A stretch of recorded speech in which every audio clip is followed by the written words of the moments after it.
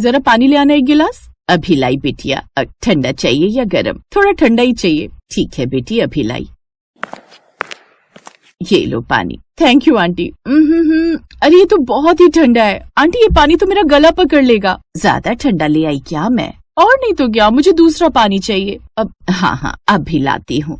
Aunty जरा देख लिया करो कि पानी कैसा है, आगे से ध्यान रखूंगी प्रिया बेटी। बेचारी अनीता मुंह लटकाकर वहाँ से चली गई और सोफे पर बैठी प्रिया आराम से टीवी देखने लगी। दिल्ली के एक पॉश इलाके में प्रिया अपनी माँ प्रमिला और भाई पवन के साथ रहती थी और अनीता इनके घर काम किया करती थी। पवन और प्रिया के पापा बहुत अमीर आदमी थे। 5 साल पहले जब उनका निधन हुआ तो सारा काम धाम पवन ने संभाल लिया। फिर एक रात, प्रिया सो जाओ, कल कॉलेज नहीं जाना क्या? ओह शिट, 11 बज गए। हाँ माँ, कॉलेज जाना है ना, पता है कल तो बहुत इम्पोर्टेंट लेक्चर है। ठीक है, पर उसके लिए सोना पड़ेगा, समझी? चलो अब सो जाओ। अनीता गैस वैस बंद करके तुम भी सो जाओ। जी मालकिन। प्रमिला का बेटा पवन बहुत ही सीधा साधा और अच्छा लड़का था। अपनी मेहनत और लगन से उसने अपने पापा के काम धंधे को बखूबी संभाल लिया था। इसी तरह वक्त बीतता गया। फिर एक दिन, प्रिया तुम यहाँ किचन में क्या कर रही हो? कुछ नहीं माँ, बस ऐसे ही सोचा नूडल्स बना लूं अपने लिए। क्यों, अनीता कहाँ है? वो शायद छत पर गई है कपड़े सुखाने। अनीता, मैंने तुमसे कितनी बार कहा है कि जो प्रिया मांगे उसे बना कर दे दिया करो।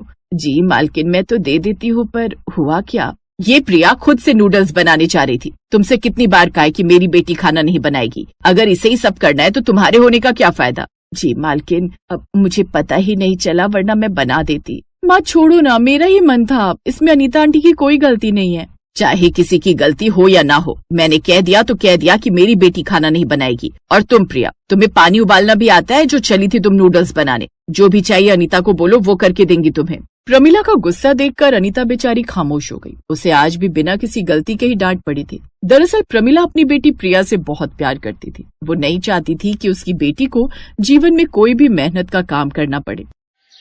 प्रिया, जरा ये वाली फोटो देख तो। हाँ माँ, ये तो बहुत सुंदर है। क्या नाम है इसका? पर शालिनी। ठीक ठाक पढ़ी लिखी है, देखने में भी अच्छी है। पवन, देखना एक बार। माँ आपसे कितनी बार कहा है, इन सब चक्करों में मुझे मत फंसाओ। आपको जो लड़की पसंद आए उसी से शादी कर लूंगा मैं। क्या यार भैया, कितने बोरिंग हो आप। जब देखो बस काम काम। छोड़ो ना ये सब, इधर आओ, देखो तो जरा कितनी सुंदर लड़की है। हाँ, अरे मुझे पसंद है, देख तो सही। लाओ दिखाओ। प्रमिला और प्रिया के बार बार कहने पर पवन ने शालिनी की फोटो देखी। शालिनी वाकई बहुत सुंदर थी, जो एक ही नजर में पवन को भी भा गई। लेकिन तभी, बाकी सब तो ठीक है, पर ज्यादा पैसे वाले घर से नहीं है। क्यों, आप दहेज लेने के मूड में हो क्या मम्मी? दहेज की बात नहीं है, पर एक स्टेटस भी तो होता है। पर एक बार भैया से भी तो पूछ लो। क्यों भैया? जैसा आप दोनों को ठीक लगे। और फिर कुछ दिनों बाद उन दोनों की शादी हो गई। अब शालिनी प्रमिला के घर बहू बनकर आ गई। शादी के 2 दिन बाद, शालिनी बेटा, आज तुम्हारी पहली रसोई की रस्म निभाई जाएगी। तुम तैयार हो ना? हाँ मम्मी जी, एकदम। अच्छा, मतलब तुम्हें खाना बनाना आता है? अरे मम्मी जी, आप तो हुक्म करो, क्या खाने का मन है, मैं सब बना लेती हूँ, मुझे सब कुछ अच्छे से आता है। शालिनी का कॉन्फिडेंस देखकर प्रिया को बहुत अच्छा लगा। ठीक है, एक काम करो, आज तुम शाही पनीर बना लो और साथ में करारी भिंडी। बस, साथ में आपको मूंग दाल का हलवा भी मिलेगा मम्मी जी। खाने के बाद कुछ मीठा तो होना ही चाहिए, है ना? हाँ, शालू भाभी सही कहा, मूंग दाल का हलवा तो मुझे भी बहुत पसंद है, पर मैंने तो वो बस शादियों में ही खाया है। ठीक है शालिनी, अब तुम किचन में जाओ, अनीता तुम्हारी पूरी मदद करेगी। शालिनी को नहीं पता था कि अनीता घर की मेड है। वो जब रसोई में गई तो वहाँ अनीता हाथ जोड़े खड़ी थी। नमस्ते छोटी मालकिन। क्या छोटी मालकिन? अरे आंटी, मैं किसी गांव के जमींदार की बीबी थोड़ी हूँ जो आप मुझे छोटी मालकिन कह रही हैं। और ये हाथ नीचे कीजिए, आप बड़ी हैं। और हाँ, आज से आप मुझे शालू बुलाना, ठीक है? मुझे सब इसी नाम से बुलाते हैं। शालिनी का व्यवहार देखकर अनीता की आंखों में खुशी के आंसू आ गए और फिर उसने खाना बनाने के लिए बर्तन निकालने शुरू कर दिए। अरे रे, ये क्या कर रही हैं आप? पहली रसोई मेरी है, आपकी नहीं। तो आप आराम से यहाँ बैठो और मुझे काम करते हुए देखो। और हाँ, जहाँ आपको गड़बड़ लगे तो मुझे टोक देना, ठीक है आंटी? ठीक है छोटी मालकिन, अब मतलब शालू बिटिया। हाँ, अब हुई ना बात, अब देखो आप मेरा जादू। उस दिन शालिनी ने गजब फुर्ती से काम किया और देखते ही देखते उसने झट से सारा खाना बना दिया। उसकी रफ्तार देखकर अनीता हैरान थी। फिर खाने की मेज पर, क्या बात है भाभी, गजब टेस्ट है। और ये मूंग दाल का हलवा कमाल, एकदम अच्छा लगा ना? हाँ, अच्छा बनाया है शालू। और करारी भिंडी को तो एकदम 5 स्टार रेटिंग मेरी तरफ से। मैं तुम्हें भी सिखा दूंगी, चिंता मत करो। शालू, तुमको अच्छा खाना बनाना आता है, अच्छी बात है, पर मेरी बेटी खाना नहीं बनाएगी, कभी नहीं। अपनी सास प्रमिला की बात सुनकर शालू हैरान रह गई। नई बहू थी सो आगे कुछ नहीं बोली। फिर उसी शाम कमरे में, एक बात पूछूं? हाँ पूछो ना।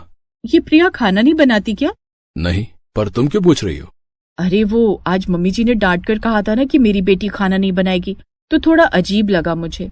अरे वो उससे बहुत प्यार करती है ना, तो वो नहीं चाहती कि प्रिया को किसी भी तरह की मेहनत करनी पड़े, बस इसीलिए। पर लड़कियों को तो खाना बनाना आना ही चाहिए, लड़कियों को ही क्यों? मैं तो कहती हूँ लड़कों को भी खाना बनाना आना चाहिए। वैसे आपको आता है क्या?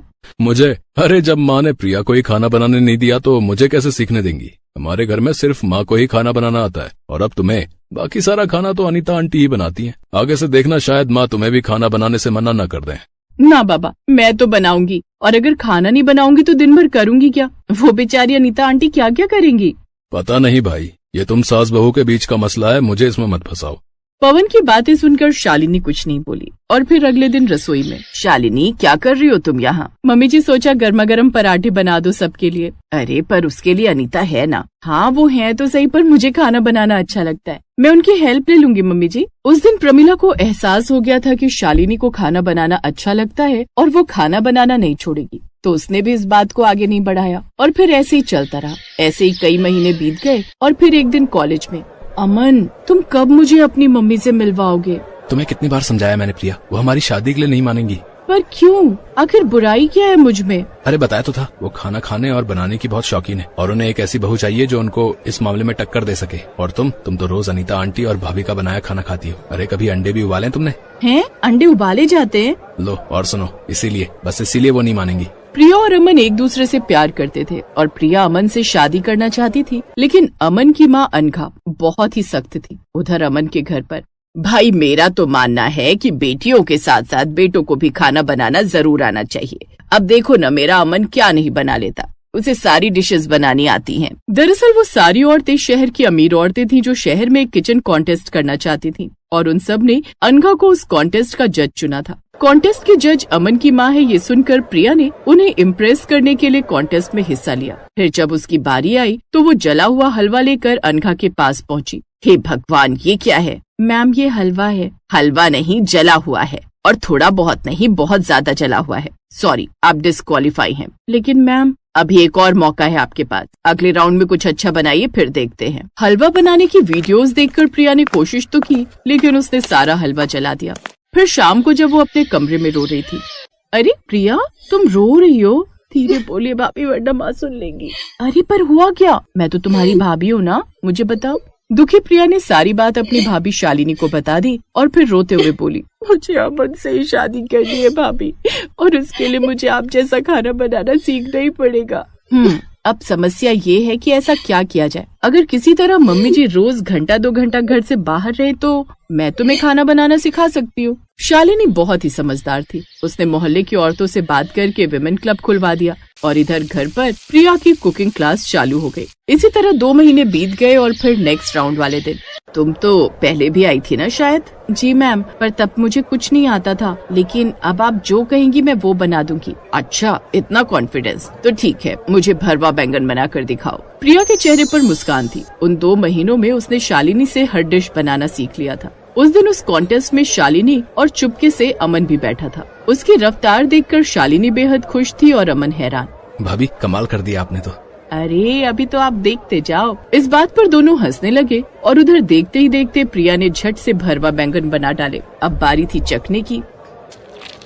आहा, क्या टेस्ट है, बहुत शानदार बेटी। ऐसे भरवा बैंगन तो मैं रोज खाना चाहूंगी। वैसे नाम क्या है तुम्हारा? जी प्रिया। गुड, जिससे भी तुम्हारी शादी होगी बहुत खुशकिस्मत होगा वो, इतनी सुंदर शेफ जो मिल जाएगी उसे। अनघा की बात सुनकर प्रिया शर्मा गई और उधर अमन मन ही मन खुश हो रहा था, क्योंकि अब वो जानता था कि अब वो खूबसूरत शेफ उसकी पत्नी बनने वाली थी।